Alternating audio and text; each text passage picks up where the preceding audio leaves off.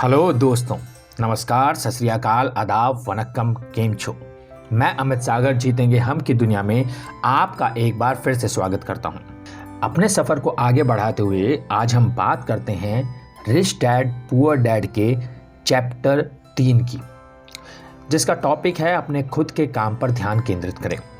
Chapter 2 में हम लोगों ने जाना था कि हमारे लिए फाइनेंशियल एजुकेशन क्यों बहुत ज़्यादा ज़रूरी है, और अब हम बात करने जा रहे हैं कि हम कैसे अपने खुद के काम पर ध्यान केंद्रित करें। दोस्तों, अपने खुद के काम पर ध्यान केंद्रित करें, इसका क्या मतलब है आज आपको इस चैप्टर के अंदर पता चलेगा।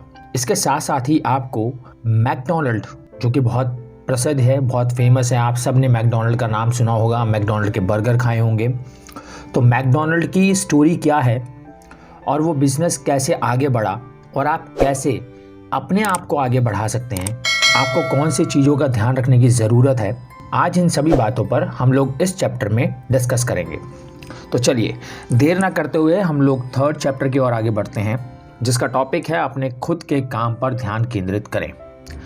इस चैप्टर की टैगलाइन में रॉबर्ट ने कहा है कि अमीर लोग अपने संपत्ति वाले कॉलम पर ध्यान केंद्रित करते हैं, जबकि बाकी लोग अपने इनकम स्टेटमेंट पर ध्यान केंद्रित करते हैं।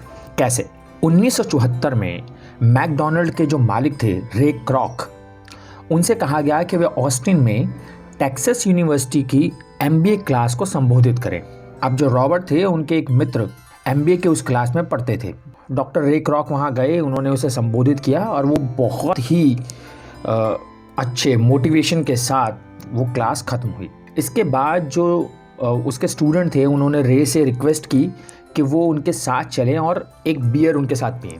अब उनकी इतनी रिक्वेस्ट करने पर जो मैकडॉनल्ड के मालिक थे रे, वो मान गए और वो उनके साथ चले गए। अब जब वो लोग सब बैठे और उन सब के हाथ में बियर आई तो रे ने उन सब स्टूडेंट से पूछा कि बताओ कि मैं किस कारोबार में हूँ। तो रॉबर्ट के मित्र और उनके दूसरे स्टूडेंट ये सुनकर हंसने लगे। अब वो सब एमबीए के स्टूडेंट थे, तो उन्होंने सोचा कि जो रे हैं वो शायद मजाक में ये सवाल पूछ रहे हैं। किसी ने उसका जवाब नहीं दिया। रे ने फिर दोबारा पूछा कि तुम्हें क्या लगता है कि मैं किस कारोबार में हूँ।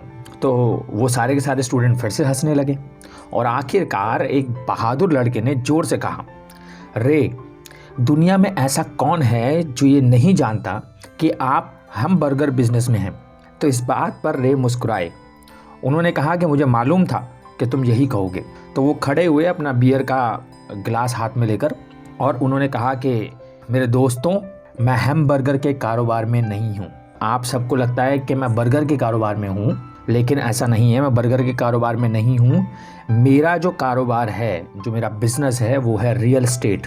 तो हो सकता है कि आप लोग में से बहुत सारे लोग भी इस बात को सुन करके हैरान हुए होंगे कि मैकडॉनल्ड के हमने बर्गर तो सुने थे, लेकिन मैकडॉनल्ड के जो मालिक हैं उनका रियल एस्टेट का एक्चुअल बिजनेस है, ये एक नई बात है। तो मैं भी उतना ही शौक हुआ जब मैंने इसे पढ़ा। आज मैकडॉनल्ड संसार में रियल एस्टेट का सबसे बड़ा मालिक है। जानते हैं बात, मैकडॉनल्ड के पास अमेरिका और पूरे संसार के सबसे मूल्यवान चौराहे, मतलब जो मेन जो चौक होते हैं वो, और जितने भी मेन नुक्कड़ चौराहे हैं वहाँ पर सबसे जो महंगी ज़मीन है वो मैकडॉनल्ड के पास है। पिछले अध्याय में रॉबर्ट कहते हैं कि हमने बताया था कि ज़्यादातर लोग खुद को छोड़कर बाकी सभी के लिए मेहनत करते हैं। वो सबसे पहले तो कंपनी के मालिकों के लिए मेहनत करते हैं, फिर टैक्स के ज़रिए सरकार के लिए मेहनत करते हैं और अंत में बैंक के लिए मेहनत करते हैं जिनसे उन्होंने लोन लिया होता है। तो रॉबर्ट कहते हैं कि जब मैं छोटा था तो हमारे आसपास मैकडॉनल्ड नहीं था, लेकिन मेरे अमीर डैड ने मुझे और माइक दोनों को वही सबक सिखाया जो रे क्रॉक ने टेक्सास यूनिवर्सिटी के स्टूडेंट्स को बताया था। ये अमीरों का तीसरा रहस्य है, और ये रहस्य है कि अपने खुद के काम पर ध्यान केंद्रित करें। पैसे की तंगी का प्राय सबसे स्पष्ट कारण ये होता है कि लोग जिंदगी भर किसी दूसरे के लिए काम करते रहते हैं। इसलिए बहुत से लोगों के पास जिंदगी भर काम करने के बाद भी दिखाने के लिए कुछ नहीं बचता। हमारा जो वर्तमान शिक्षा तंत्र है उसका जो मेन पर्पस है, जो मूल उद्देश्य है, वो एकेडमिक योग्यताएं विकसित करना है ताकि लोगों को अच्छी नौकरियां मिले। तो जितना पूरा शिक्षा तंत्र है वो बच्चों को सिर्फ इसीलिए तैयार करता है और सिर्फ इसी पे ध्यान देता है कि वो अच्छी एजुकेशन ले, अच्छे मार्क्स लें, अच्छे ग्रेड्स लें, ताकि उनको एक अच्छी नौकरी मिल सके। स्कूल और कॉलेज के साथ समस्या ये है कि आप अक्सर वो बन जाते हैं जिसका आप अध्ययन करते हैं, जिसकी स्टडी करते हैं। अगर आप कुकिंग का अध्ययन करते हैं तो आप शेफ़ बन जाते हैं। अगर आप लॉ का अध्ययन करते हैं तो आप वकील बन जाते हैं। अगर आप ऑटो मैकेनिक का अध्ययन करते हैं तो आप मैकेनिक बन जाते हैं। आप जो अध्ययन करते हैं वो बनने में गलती ये होती है कि बहुत सारे लोग खुद के काम पर ध्यान केंद्रित करना भूल जाते हैं। वो अपना जीवन किसी दूसरे के काम की परवाह करने और उसे अमीर बनाने में लगा देते हैं। आर्थिक सुरक्षा पाने के लिए अगर आप फाइनेंशियल फ्रीडम चाहते हैं तो उसके लिए व्यक्ति को अपने खुद के काम पर ध्यान केंद्रित करना चाहिए। आपका काम आपकी आय नहीं, आपकी संपत्ति वाले कॉलम के इर्द गिर्द घूमता है। जैसा पहले ही बताया जा चुका है कि पहला नियम किसी संपत्ति और दायित्व के फर्क को जानना है।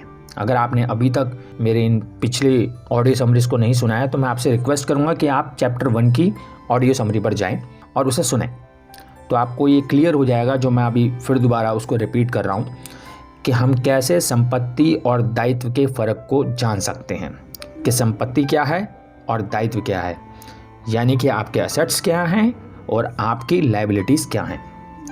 अमीर लोग संपत्ति वाले कॉलम पर ध्यान केंद्रित करते हैं जबकि बाकी सभी अपने इनकम स्टेटमेंट पर ध्यान केंद्रित करते हैं। इसलिए ऐसी बातें अक्सर सुनने को मिली होंगी, आपको भी मिली होंगी, जैसे कि काश मुझे प्रमोशन मिल जाए, मैं थोड़ी सी और ट्रेनिंग ले लेता हूँ ताकि मुझे कहीं और अच्छी नौकरी मिल जाए, मैं कुछ ओवर टाइम कर लेता हूँ ताकि थोड़े ज़्यादा पैसे आ जाएं, है ना, या शायद मुझे कोई और दूसरी नौकरी कर लेनी चाहिए, इसमें मुझे पैसे कम मिल रहे हैं। तो बहुत सारे बहुसंख्यक गरीब और मध्यम वर्गीय लोग आर्थिक क्षेत्र में रूढ़िवादी होते हैं। उनकी सोच जो है वही पुरानी है, जिसका मतलब है कि वो कोई रिस्क नहीं लेना चाहते अपनी लाइफ में।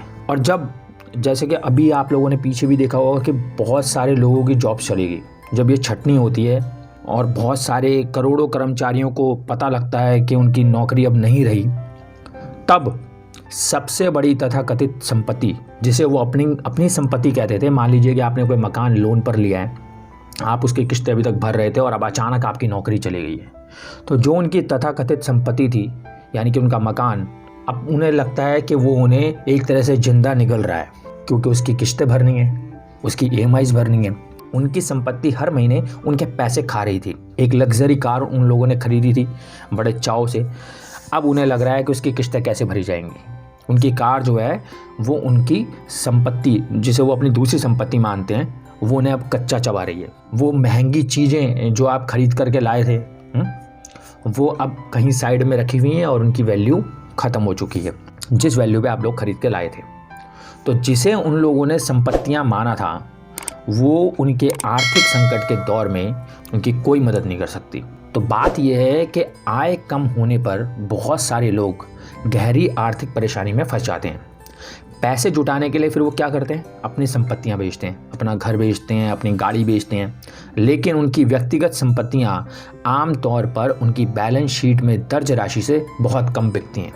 कि मान लीजिए आपने कोई एक मकान खरीदा, लेकिन जब आप उसे बेचने जाते हैं तो आपको उतना पैसा नहीं मिलता।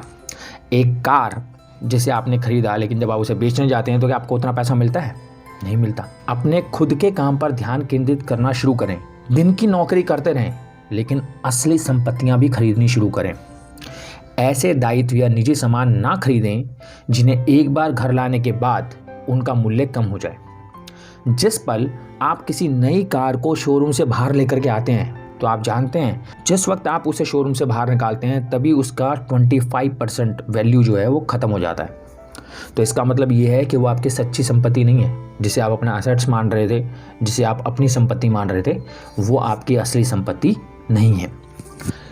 अगर आप आगे बढ़ना चाहते हैं, अमीर बनना चाहते हैं, फाइनेंशियल फ्रीडम जल्दी चाहते हैं, तो खर्च कम करें, दायित्व कम रखें, यानी कि लायबिलिटीज़ अपने ऊपर कम रखें और ठोस संपत्तियों की नींव डालने के लिए मेहनत करें। मैं आपसे कहना चाहूँगा कि जो भी आपके घर में अभी इस एज पर हैं, जो युवा हैं, यंग हैं, और वो अभी तक घर छोड़कर नहीं गए हैं, अभी तक उन्होंने कोई काम शुरू नहीं किया, कोई नौकरी शुरू नहीं की, या पढ़ाई के 12th पढ़ रहे हैं या 12th पास कर चुके हैं, अभी कॉलेज में हैं, तो फिर आप या उनके जो माता पिता हैं उन लोगों की ये ड्यूटी है कि वो अपने बच्चों को संपत्ति और दायित्व यानी एसेट्स और लायबिलिटी इसके बीच का फ़र्क ज़रूर सिखाएं। वो घर छोड़कर जाएं, शादी करें, मकान खरीदें, बच्चे पैदा करें और फिर उसके बाद जोखिम भरी वित्तीय स्थिति में अटक जाएं, नौकरी से चिपके रहें और हर चीज़ उधार पर खरीदें। इससे पहले ही उन्हें ठोस संपत्ति वाले कॉलम को बनवाना शुरू करें। उन्हें बताएं कि किस तरीके से तुम्हें अपने पैसे को अपने संपत्ति के कॉलम में डालना है।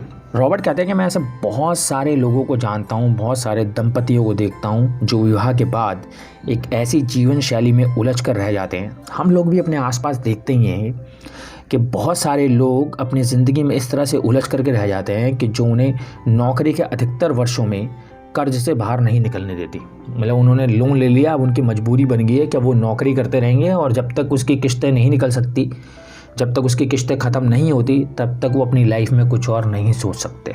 जब आखिरी बच्चा बड़ा होकर घर से चला जाता है तब माता पिता को एहसास होता है कि उन्होंने रिटायरमेंट के लिए कोई तैयारी नहीं की है और उस वक्त वो थोड़ा थोड़ा पैसा बचाना शुरू करते हैं और जब वो उसे शुरू करते हैं तब तक उनके खुद के माता पिता बीमार हो जाते हैं और उन पर नई जिम्मेदारियां आ जाती हैं। तो रॉबर्ट यहाँ पर बताते हैं कि वो आपको और आपके बच्चों को किस तरह की संपत्तियाँ इकट्ठी करना चाहिए उसके लिए सलाह देते हैं। तो उनके हिसाब से संपत्तियाँ कौन सी होती हैं, चलिए आइए जानते हैं इसके बारे में। उनके हिसाब से ऐसे कारोबार जिनमें आपके मौजूद रहने की ज़रूरत नहीं है लेकिन दूसरे लोग उस बिज़नेस को संभाल रहे हैं और उसे चला रहे हैं और आप सिर्फ सुपरवाइज कर रहे हैं, कमांड दे रहे हैं, ठीक है। तो ऐसे जो बिज़नेस हैं वो आपकी संपत्ति हैं जो आपके बिना भी चल रहे हैं, ठीक है। अगर आपको वहाँ पर काम करना पड़ रहा है तो फिर वो आपका कारोबार नहीं है, वो फिर आपकी नौकरी बन गई है। इसके अलावा आप स्टॉक्स में पैसा लगा सकते हैं, बॉन्ड्स में लगा सकते हैं। मैं जानता हूँ कि बहुत सारे लोग कहेंगे भाई स्टॉक और बॉन्ड्स तो बहुत ख़तरनाक चीज़ है, बहुत रिस्की है, तो इसमें एकदम से पैसा लगाने की ज़रूरत नहीं है। आप पहले इसको समझिए, धीरे धीरे जानने की कोशिश कीजिए और फिर धीरे धीरे इसमें इन्वेस्ट कीजिए। बहुत सारे लोगों ने इसके अंदर बहुत पैसा बनाया है, लेकिन बस शर्त है कि आपका जो विज़न है वो बड़ा होना चाहिए। ऐसा नहीं होना चाहिए कि आप सोचें कि मैं आज पैसे लगा रहा हूँ और कल ही वो दुगने हो जाएँ। धीरे धीरे धीरे मार्केट को समझते हुए, बाज़ार को समझते हुए अपने आप को बढ़ाइए, तो आपको ज़रूर फ़ायदा होगा। इसके अलावा ऐसा रियल एस्टेट, ऐसी ज़मीन जिससे आपको आमदनी हो सके, या फिर बहुत सारे ऐसे लोग भी हैं जिनके पास बहुत सारे स्किल्स है ना, कि उनके पास वो बहुत अच्छा गाते हैं, बहुत अच्छा लिखते हैं, तो उन चीज़ों से भी वो रॉयल्टी इकट्ठी कर सकते हैं। वो भी आपकी संपत्ति है एक तरीके से। उन चीज़ों को, अगर आपके पास ऐसे स्किल्स हैं, उन स्किल्स के ऊपर काम कीजिए और उन स्किल्स से पैसा इकट्ठा कीजिए। अगर कोई ऐसी चीज़ जिसका कोई मूल्य हो, जो आमदनी देती हो या जिसका मूल्य बढ़ता हो और उसका तैयार बाज़ार हो, ऐसी भी चीज़ आपके लिए संपत्ति ही है, उसे भी आप खरीद सकते हैं। अब रॉबर्ट यहाँ पर कहते हैं कि मैं किसी नई कंपनी को, मतलब बहुत सारे लोग ये सोचते हैं कि अपना खुद का काम शुरू करना है तो हमें कोई नई कंपनी खोलनी पड़ेगी, हमें ये करना पड़ेगा, वो करना पड़ेगा। तो रॉबर्ट कहते हैं कि मैं यहाँ पर किसी को भी नई कंपनी खड़े करने के लिए कोई भी प्रोत्साहित नहीं करता हूँ जब तक कि वो खुद ऐसा ना करना चाहे, क्योंकि वो कहते हैं कि मैं जानता हूँ कि कंपनी चलाने में कितना झंझट होता है, इसलिए मैं नहीं चाहता कि कोई झमेले में फंसे। कई ऐसे मौके होते हैं जब लोगों को कोई नौकरी नहीं मिल पाती, तो उस वक्त अपनी कंपनी शुरू करना सबसे अच्छा समाधान नज़र आता है। लेकिन ये हमेशा याद रखें कि आपके सफल होने की संभावनाएं बहुत ही कम हैं। 10 में से 9 कंपनियां पहले 5 सालों में डूब जाती हैं। जो कंपनियां पहले 5 सालों में बचती हैं उनमें से भी 10 में से 9 लास्ट में डूब जाती हैं। इसलिए यदि आप में खुद की कंपनी का मालिक बनने की प्रबल और वास्तविक इच्छा है तभी ऐसा करने की वो सलाह देते हैं, वरना अपने दिन की नौकरी करते रहिए और अपने खुद के काम पर ध्यान केंद्रित करें। फिर मैं कहूँगा खुद के काम पर ध्यान केंद्रित करने से मतलब है कि अपने लिए संपत्तियाँ इकट्ठी करें। एक बार जब आपके पास कोई पैसा आ जाए, इसे इस तरीके से लीजिए कि एक बार जब आपने कोई पैसा कमा लिया, आपके पास आ जाए, तो उसे एक तरीके से अपना कर्मचारी बना करके रखिए, मतलब वो बाहर ना जाए, क्योंकि पैसा एक ऐसी चीज़ है जो आपके लिए 24 घंटे काम करता है और पीढ़ियों तक काम करता है। दिन की नौकरी करते रहिए, बेहतरीन कर्मचारी बनिए, मेहनती कर्मचारी बनिए, लेकिन अपनी संपत्ति वाले कॉलम को बढ़ाते रहिए। जब आपका कैश फ्लो बढ़ जाए, मतलब जब आपको लगे कि आपने जो संपत्ति खरीदी है उससे आपको आय आने लगी है, अच्छी खासी आय आने लगी है, तब आप जो भी विलासिता की वस्तुएं हैं, जो भी फैशन की चीज़ें हैं, जो भी ऐसी चीज़ें हैं जो लग्जरी चीज़ें हैं, उनको आप खरीद सकते हैं। तो अमीर लोग जो होते हैं वो विलासिता की जितनी भी चीज़ें होती हैं, जो भी एक्सपेंसिव लग्जरी चीज़ें होती हैं, उन्हें सबसे आखिर में ख़रीदते हैं। और यही बात है, और इसीलिए वो लोग जो है वो अमीरी की तरफ बढ़ते हैं। जबकि गरीब और मध्यम वर्गीय लोग जो हैं वो जितनी भी विलासिता की वस्तुएं हैं, वो सारी चीज़ें जो फैशनेबल हैं, जो लग्जरी हैं, जिसको वो दूसरों को दिखाना चाहते हैं, वो सबसे पहले खरीदते हैं। इसीलिए गरीब और मध्यम वर्गीय लोग जो है वो अक्सर बड़े मकान, हीरे, बढ़िया बढ़िया सूट, आभूषण और बहुत सारी ऐसी चीज़ें खरीदते हैं ताकि वो अमीर दिखना चाहते हैं। और वो अमीर दिखते तो हैं, लेकिन हकीकत में वो बस कर्ज के दलदल में और ज़्यादा गहरे डूब जाते हैं। तो सच्ची विलासिता किसी असली संपत्ति में निवेश करने और उसे विकसित करने का पुरस्कार है। मिसाल के तौर पर रॉबर्ट कहते हैं कि जब उन्होंने और उनकी पत्नी किम ने एक अपार्टमेंट हाउस खरीदा और उस अपार्टमेंट हाउस से उनके पास एक्स्ट्रा मनी आने लगी, तो उनकी बड़ी इच्छा थी एक लग्जरी कार खरीदने की। पर उन्होंने वेट किया उसके लिए 4 साल तक, और तब तक वेट किया जब तक जो उनकी खुद की संपत्ति थी उससे उन्हें इतनी आय नहीं आने लगी कि वो एक लग्जरी कार खरीद सकें। तो अब जब वो लग्जरी कार लेकर के आए थे तो ना तो उनके ऊपर उसका कोई बोझ था, ना उन्हें कोई अपनी पॉकेट से किस्तें भरनी थी, कुछ नहीं करना था। उन्होंने उसे एंजॉय किया, आराम से उस कार में घूमे और वो उन्हें अच्छी भी लगी। जब आपके पास पैसा नहीं होता और आप लोन पर जा कर के एक नई कार खरीद के लाते हैं तो कुछ टाइम के बाद आपका जो मूड है वो उस कार से उठने लगता है, क्योंकि किस्तें आपको भरनी पड़ रही हैं, वो वैसी वो लग नहीं रही अब जैसी लगती थी। ठीक है, तो आपको जो है वो एक तरीके से एक आर्थिक बोझ सा बन जाता है और आप चिढ़ने भी लगते हैं उससे। तो दोस्तों, कॉन्क्लूजन ये है कि अगर आप अमीर बनना चाहते हैं, सच में अमीर बनना चाहते हैं, अमीर बनने से मतलब ये है कि आप फाइनेंशियल फ्री होना चाहते हैं, तो ऐसी संपत्तियां खरीदनी शुरू कीजिए जो आपको रेवेन्यू जनरेट करके दें, ना कि ऐसी लग्जरी चीज़ें या वो खरीदनी शुरू कीजिए जो आपके लिए बोझ बन जाए। अगर आप किसी बिज़नेस को बढ़ाना चाहते हैं तो उस बिज़नेस को बढ़ाइए, लेकिन उस बिज़नेस को बढ़ाते बढ़ाते उन चीज़ों का ध्यान रखिए कि आपकी जो आय आ रही है, जो भी आप इनकम उससे कमा रहे हैं, उस इनकम को आप किस तरीके से यूज़ कर रहे हैं, उस इनकम को कहाँ लगा रहे हैं, कौन सी ऐसी संपत्तियाँ उससे खरीद रहे हैं जो आगे और इनकम जनरेट करेंगी।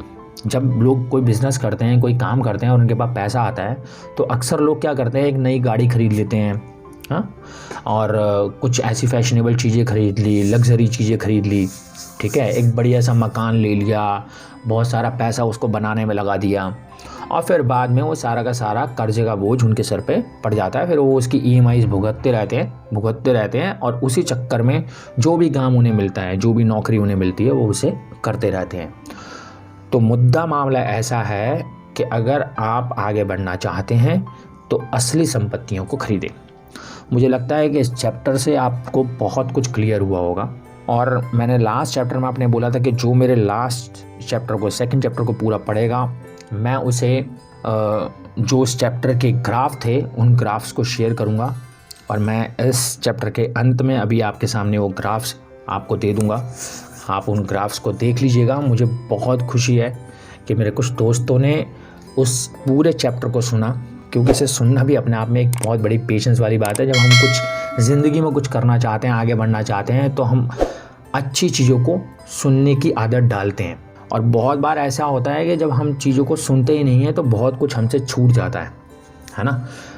तो अच्छी चीज़ों को सुनने की आदत डालिए, उनसे सीखिए, दूसरों की गलतियों से सबक लीजिए और अपने आप को आगे बढ़ाइए। अब हम मिलेंगे अगले शनिवार इसके 4th और नेक्स्ट चैप्टर के साथ। इसके 4th चैप्टर में हम लोग डिस्कस करेंगे कि टैक्स का क्या इतिहास रहा है और कॉरपोरेशन की शक्ति क्या है। रॉबर्ट बताते हैं कि उनके जो अमीर डैडी थे उन्होंने बहुत ही चतुराई से खेल खेला और उन्होंने कॉरपोरेशन के जरिए क्या किया, कुछ ऐसा किया जो अमीरों का सबसे बड़ा रहस्य है, और वो रहस्य क्या है आपको अगले चैप्टर में पता चलेगा। तो तब तक के लिए अलविदा, रखिए अपना बहुत सारा ध्यान, खुश रहिए, मुस्कुराते रहिए, और इस बात को हमेशा अपने दिल में रखिए कि चाहे जितने भी हों कम, पर जीतेंगे हम। जय हिंद। और अगर आपने मेरे चैनल को सब्सक्राइब नहीं किया है तो दोस्तों इसे सब्सक्राइब कर लीजिए, क्योंकि बहुत सारी बहुत ही सारी अच्छी और बहुत ही इम्पोर्टेंट बातें आपके सामने आने वाली हैं। Thank you.